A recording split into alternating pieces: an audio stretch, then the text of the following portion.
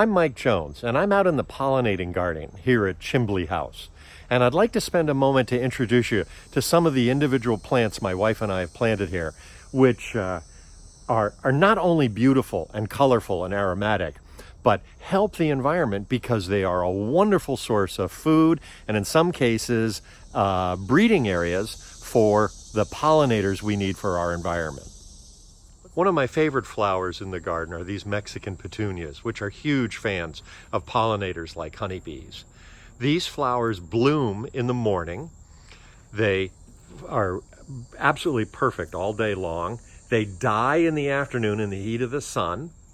And then somehow overnight, they make a whole new set of beautiful purple flowers.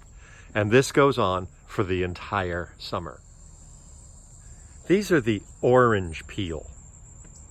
And they're not orange, and they don't make fruit, but they're absolutely favorites with hummingbirds and other pollinators. And I'll step away for just a second, and you can see the size of this shrub. And this gets cut down every winter and grows back and renews every summer. A wonderful addition to the pollinator garden. My rose garden is getting to be a little bit late in the summer here, so it's not quite as glorious as it has been earlier. But you can still see the brilliant colors, the vibrancy of the plants, and how they are nestled around this wonderful statue that my wife found. Another one of my personal favorites are the canna plants. And the canna plants thrive in the direct sun and the heat of the summer. And right behind them here, you can see the winterberry shrub. And the winterberry isn't much to look at in the heat of the summer, and as autumn starts to approach, it develops these magnificent purple berries that are really helpful for birds and other critters through the long winter months. Of course, who doesn't love gardenias and their aroma and their color? They're just such spectacular flowers. But in terms of the pollinators, the sage is the big hit.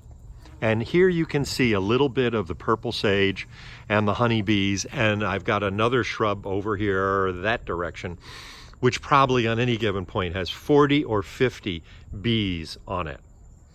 And that matches right up here to the lantana. And I've got a whole cloud of lantana that's growing here. A huge fan of butterflies and moths. And you can, let me just back up a tiny bit, and you can see the giant nature, almost shrub-like nature of this. And right behind it is a butterfly bush that's a little bit past its prime.